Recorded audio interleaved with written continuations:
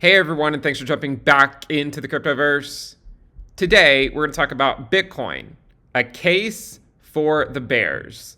If you guys like the content, make sure you subscribe to the channel, give the video a thumbs up, and also check out the sale on the premium list at intothecryptoverse.com. Let's go ahead and jump in. Now, one of the things I've mentioned when navigating the cryptoverse, what I like to do, I hope for the best, but I plan for the worst. Okay? And one of the reasons why planning for the worst is important is that it helps you weight your portfolio in a way such that if the worst case scenario does play out, you're not stuck holding as big of bags as you might have otherwise would have. Okay, so the point is to consider the downside risk. And if you do really consider it and think of it as a possibility, then I have found it will make people go lighter on altcoin accumulation and then heavier on Bitcoin accumulation and having, say, some type of a cash position or diversification into other asset classes. So what I'm going to do in this video, which I don't really find fun in doing, but I'm going to show you the bear case, okay, and why we need to plan for it. Because if we don't plan for it, if it happens, you won't be able to take advantage of it, okay? So the bear case is as follows. Basically, the idea with Bitcoin is that we tend to go back to the 200-week moving average every so often, okay? And if we look at the 200-week moving average, if I just pull it up, it's currently at around $20,000, which, by the way, also corresponds to the prior all-time high, okay? Now, there is simply no guarantee that we ever go back to 20K, right? There's no guarantee that we ever make it back to those prices. And furthermore, since the 200-week moving average is already just below 20K, it's not going to take it very much longer for the 200-week moving average to be at 21K and then 22K and so on and so forth. So at least as a function of time, the 200-week moving average has always increased. Sometimes it increases faster than others, but it has always increased as a function of time. And historically, the actual macro bottoms tend to be at the 200-week moving average, okay? So that's something you need to consider. And we put out this similar video back in the summer of 2021, and back then when I put this video out, the 200-week moving average was actually at $14,000, okay? So it was actually at $14,000 back then as opposed to 20K, which it is today, all right? So you have the 200-week moving average at $20,000, which happens to correspond to the prior all-time high. You might say, well, Ben, that's not really a bear case. You're just pointing out the obvious, right? We're going to get to it. The other thing to look at is the logarithmic regression band. Okay, so if you look at the fair value logarithmic regression based on quote-unquote non-bubble data, right, you get something that looks like this, and the fair value according to non-bubble data, is 19.7K. So what you have here is you have the 200-week moving average at 20K. You have the fair value fit to non-bubble data, logarithmic regression, at 20K as well. You also have the prior all-time high at 20K. Therefore, 20K does seem like it would be a hard point for Bitcoin to get past. Now, like anything, there is no hard and fast rule on what can or cannot happen. Even the 200-week moving average, we've fallen below it a couple times on Wix, but we haven't really spent any consequential amount of time below it, okay? So these are all approximations plus or minus a few $1,000s, okay? So right now, Bitcoin is trading for around $40,000.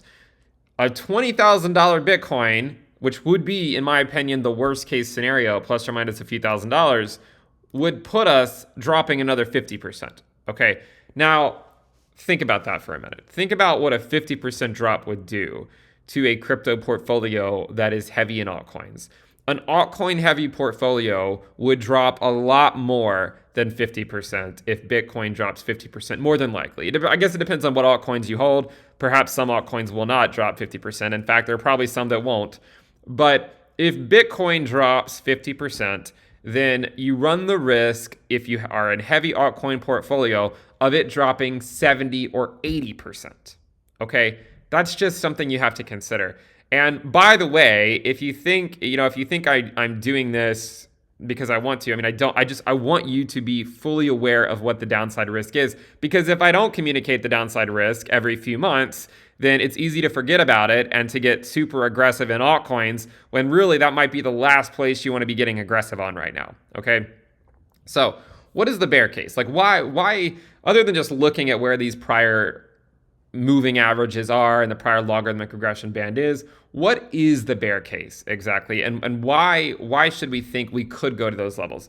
Well, there's a number of things, okay?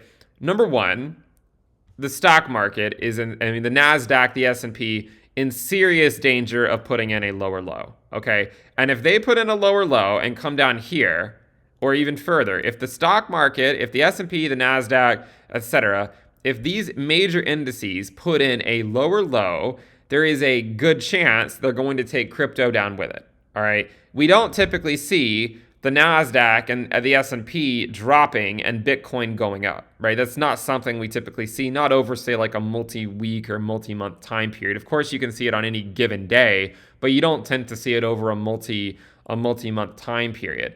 So you have to consider that this could play out, right? So like if the stock market puts in a lower low and comes down here, then you have to imagine that Bitcoin can also go test its prior lows as well, or maybe put in a lower low itself. So that's one thing. The stock market does look relatively weak. Another thing, which just is now potentially developing, is that in the short term, I mean, we have to wait and see what happens over the next couple of weeks, but in the short term, this looks like a potential rejection off of the bull market support band. Okay, so if we're getting a potential rejection off of the bull market support band, which is different than what we saw over here, if we're getting a rejection off of it, then oftentimes that means you do go put in a lower low. Again, we still have time. I mean, the week's not over. We still have time to recover and go put in a better test of the bull market support band. But historically, if you come down, go test the bull market support band and get rejected, you then go put in a lower low.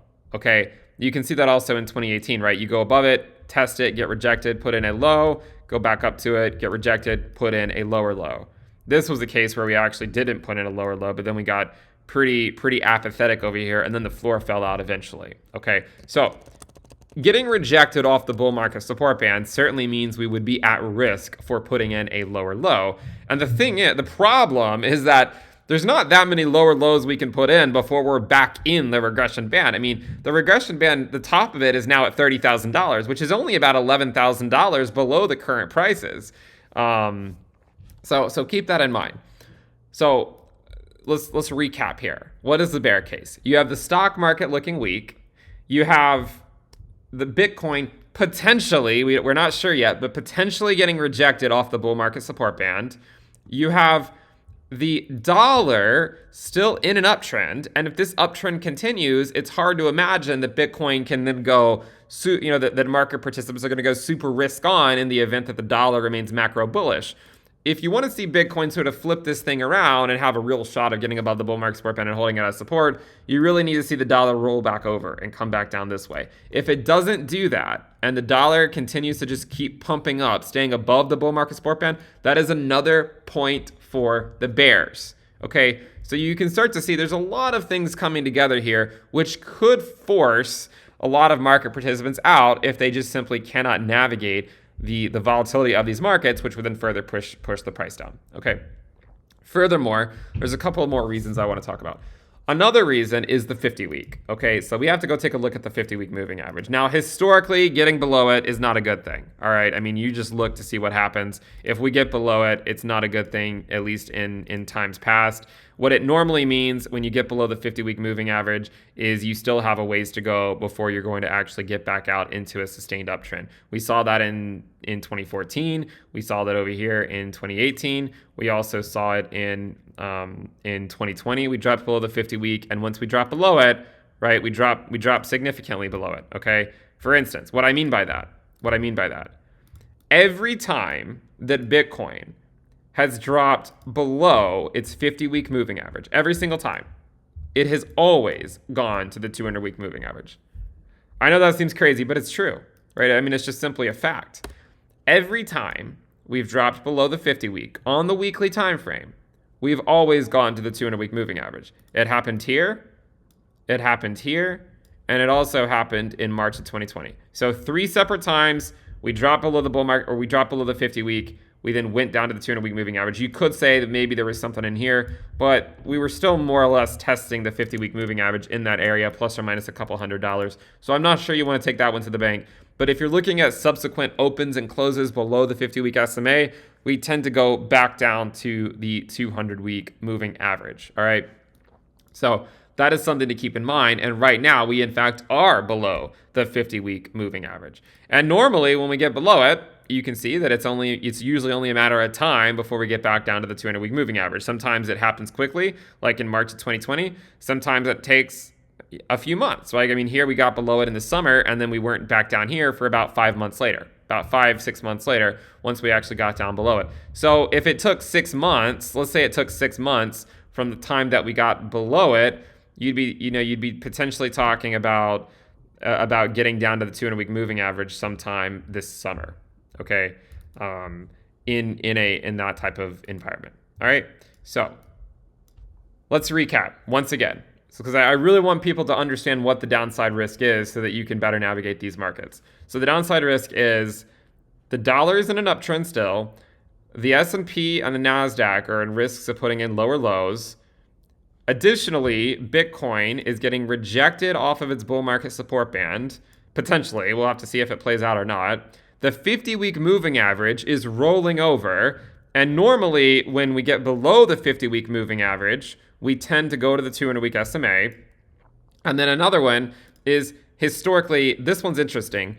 Anytime the 50-week rolls over, it usually means, we only have it usually means we have a couple more months, like 2 or 3 more months potentially of a downtrend. Okay, so do consider that. And this is what I want to focus in on here. So historically, once the 50-week rolls over, this bottom was about 2 months away. Here, the 50-week rolled over. The bottom was about 6 weeks away.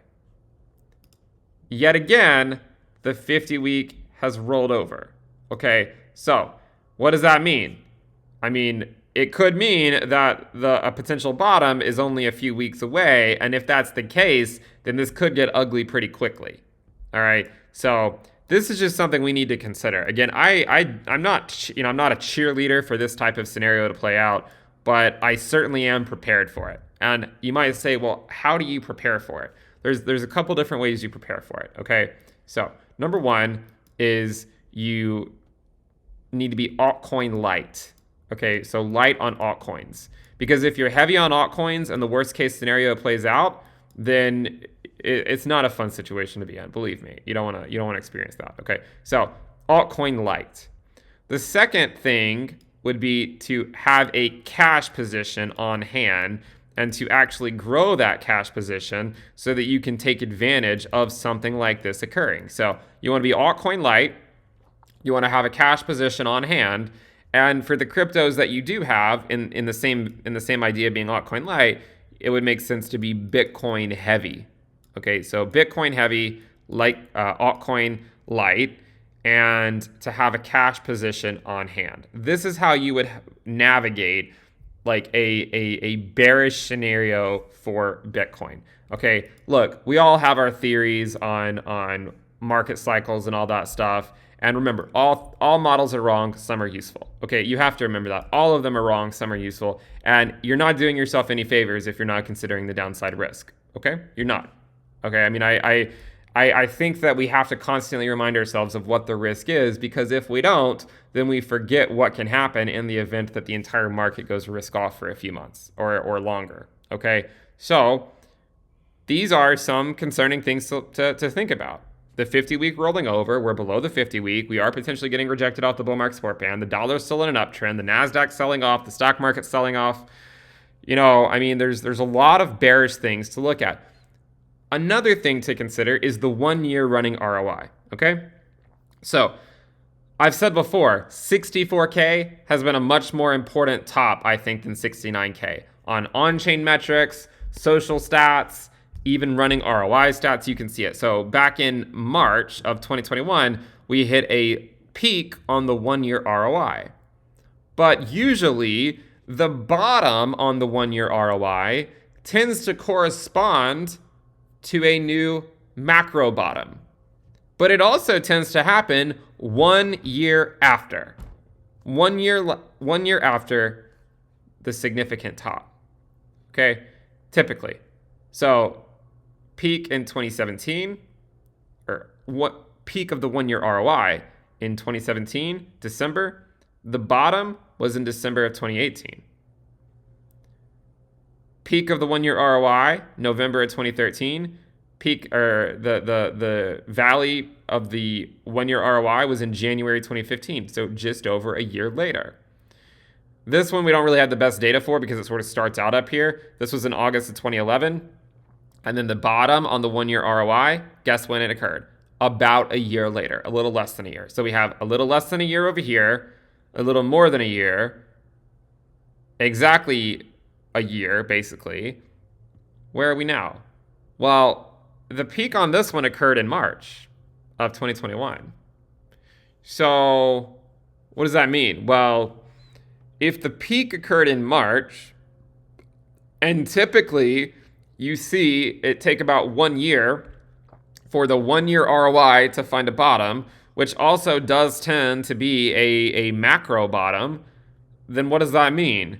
Well, it means that March plus or minus a few months, probably plus a few months at this point because it's already February, right? So it's already more than halfway through February. So what does this mean? Well, it means, well, what if we see a bottom in the next few months, and then we start and then we sort of recover from those levels? I know a lot of the macro bears are thinking that this thing is going to bleed out until the end of the year, or even until, say, the end of or the middle of 2023 or something. But what if we just get it over with? What if we just rip the Band-Aid off? And one of the reasons you could argue that ripping the Band-Aid off would make some sense is you have the 1 year ROI usually seeing peak to valley take only about 1 year plus or minus a couple months, meaning that the macro bottom, if this bearish case is to play out, should be in March plus or minus 1 or 2 months. So potentially it could be sometime between, say, March and May. March, April, or May, we could see some type of macro bottom where we just have a quick sell-off down to the 200-week moving average, okay? That is a possibility. Is something people need to consider. The other thing to consider is that if we do sell off in that type of scenario, remember, anytime the 50-week rolls over, like here, we got a pretty quick sell-off to the bottom, right? I mean, the 50-week rolled over in November. We hit a bottom by January, early January, okay? And it rolled over it first rolled over in maybe early November. So it took 2 months to find a bottom once the 50-week rolled over. 2 months to find a bottom. So let's write that out. So 2 months to find a bottom here. Here, once it rolled over, it took like 1 month to find a bottom. And then this one's sort of messed up because we don't actually have the 50-week moving average data going back far enough for it to be super relevant. But anyways, in this situation, the bottom came before, and then the 50-week moving average ended up lagging for a while. So 2 months, 1 month. The 50-week moving average already has rolled over. Okay, so the point is, well, if this stays like this and we continue to just get rejected off of the bull market support band, then there's a serious risk here of just dropping down to the 200-week moving average. Okay. Another thing that might be a little bit more useful, since the 50-week is a little bit wishy-washy right around here, anytime we've gone below the 100-week moving average, we've dropped on the weekly, and then we had a weekly open and close below it, we dropped to the 200-week. The 100-week moving average right now is at 32.7K. All right, so right around the prior low. All right, so another thing to consider, and this is one thing I want to point out, is what happens if we don't go to the 200-week, right? What happens if everyone's waiting for it and it doesn't happen? There is a case to be made for that as well. And the reason I think you could make the case for that is the upper regression band, we really only flirted with the lower bound of the upper regression band. It's certainly possible that we just sort of flirt with the upper bound of this logarithmic regression band, which, by the way, currently corresponds to the summer 2021 low, right? So you have the summer of 2021 low corresponding now to the upper part of the logarithmic regression band down here. So, there does exist a scenario where if we do get, say, rejected off the bull market support band, which is seeming like what was happening right now, maybe we come down here and then we then bounce back up. I don't know. But the point is you need to hope for the best, plan for the worst. And one of the ways you can plan for the worst is you don't want to be altcoin heavy. Not financial advice, but I'm just telling you my own experience. When I plan for the worst, I do not want to be altcoin heavy. I would prefer to be heavier in Bitcoin and to have a cash position on hand. And in addition to all that, you can maybe diversify into something else, right? Into something besides crypto. So you have some type of diversification on hand, some type of diversification in your portfolio. That way, if Bitcoin drops 50%, you're not seeing your entire net worth drop 50%. So please consider the downside risk. Right now, Bitcoin's at $40,000. I surely hope that we can just break through the bull market support band and continue on our way.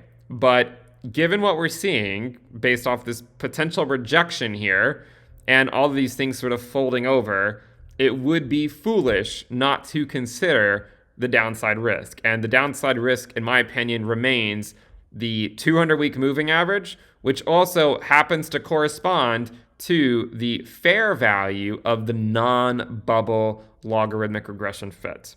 Okay, this is the same place we came back to over here, and it's the same place we came back to over here and over here in March. So we've come back down to this area 3 separate times. We've already been down to this area twice this cycle, right? Once here and then again in March of 2020.